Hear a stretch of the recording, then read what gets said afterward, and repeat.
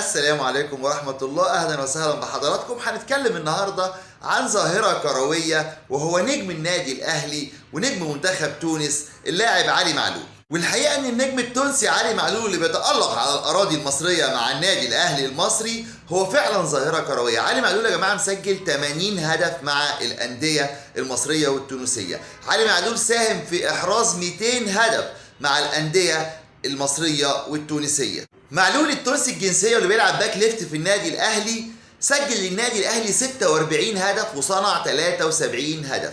كمان سجل للصفاقسي التونسي 38 هدف وصنع 43 هدف، بإجمالي 200 هدف.